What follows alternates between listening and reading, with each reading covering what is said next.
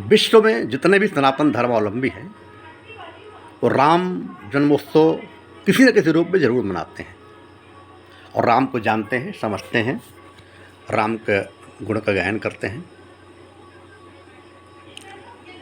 जब हमारे देश में आज़ादी की बिगुल बजी तो राम राज्य का सपना लेकर के ही आज़ादी की लड़ाई लड़ी गई।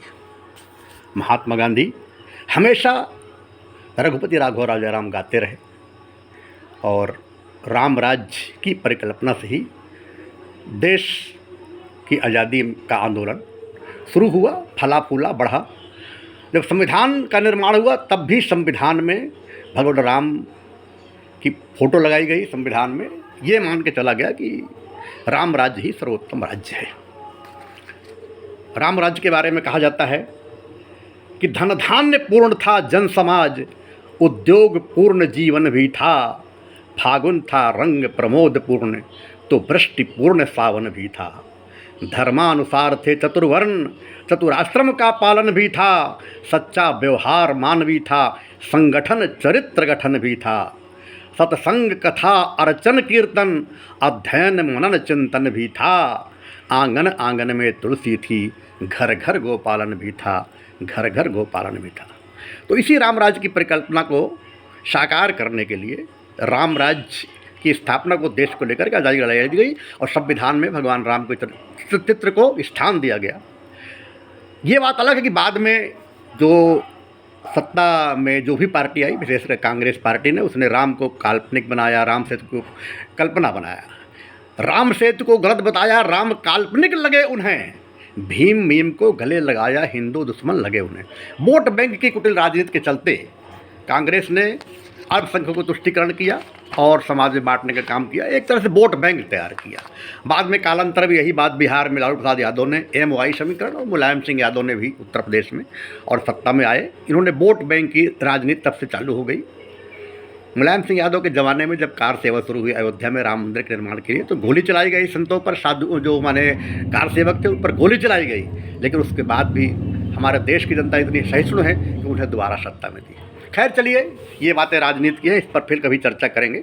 आज का हमारा विषय रामनवमी और राम राज्य के ऊपर है कि राम राज्य क्या वाकई में बहुत ही सर्वश्रेष्ठ राज्य माना जाता है, शासन व्यवस्था में क्या सबसे अच्छा राज्य माना जाता है, इसलिए राम राज्य की बात की जाती है। जब कहीं कोई अच्छाई होती है तो लोग बोलते हैं राम राज्य आ गया मानो।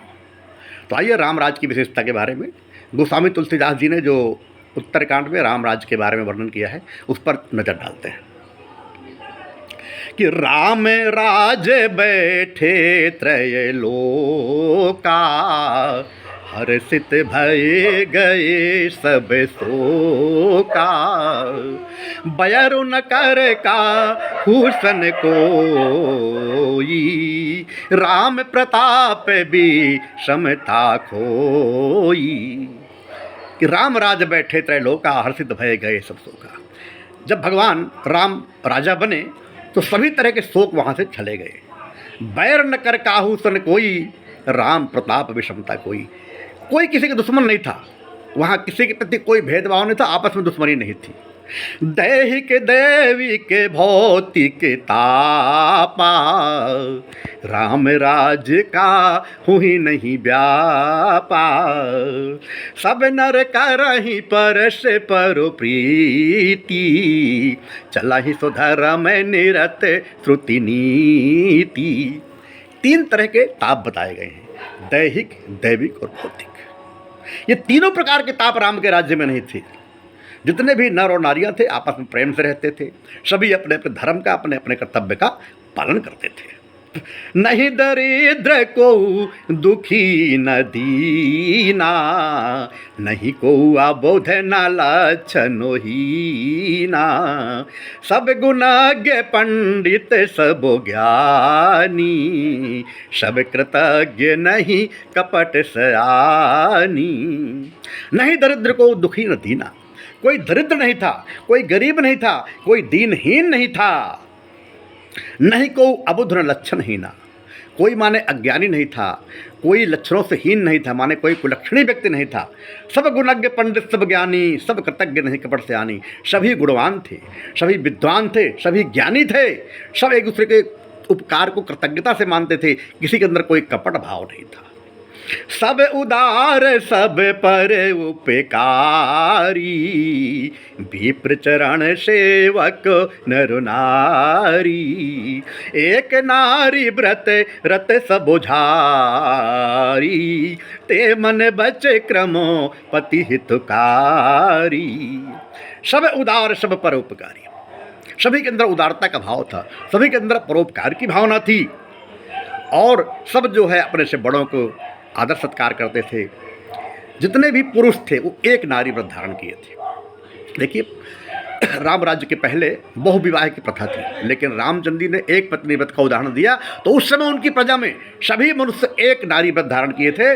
और ते मन वचन कर्म पति हितकारी, और जो स्त्रियां थी वो मन वचन कर्म से पति के हितकारी थी। कहने का मतलब दाम्पत्य जीवन जो है पूरी तरह अपने चरम उत्कर्ष पर था। फूलहि फरहि सदा तरु कानन, राहि एक सग गज पंचानन। खग मृग सहज बयरु बिसुराई, सबहि परस पर प्रीति बढ़ाई। जब इतनी अच्छाई थी तो प्रकृति भी जो है, इतने फल थे, कानन थे, वो सब ऋतु के हिसाब से फल देते थे, फलते थे, फूलते थे, और हाथी और शेर एक साथ रहते थे। खग मृग सहज बैर उतराए, जितने भी वहाँ के पक्षी थे, खग मृग थे, आपस में बैर बिसरा करके और सब ही परस्पर प्रीति बढ़ाई, सब एक साथ जो है प्रेम से रहते थे। कहा जाता है कि राम के राज्य में निडर व्यापार चलते थे, उचित होती थी आमदनी, सिंह और बकरे पीते थे एक घाट पानी। तो ये राम राज्य की विशेषता है। अब बताइए, अगर कोई राम राज्य की कल्पना करता है तो इसमें कहाँ से किसी तरह कोई विसंगति आती है? जब कोई दरिद्र भी नहीं है, कोई आपस में किसी के बैर भी नहीं है, ऋतुएं भी अनुकूल हैं, परस्पर प्रीति भी है, कोई दीनहीन भी नहीं है, किसी तरह कोई कष्ट भी नहीं है, तो राम राज्य से अच्छा और किस राज्य की कल्पना क्या हो सकती है?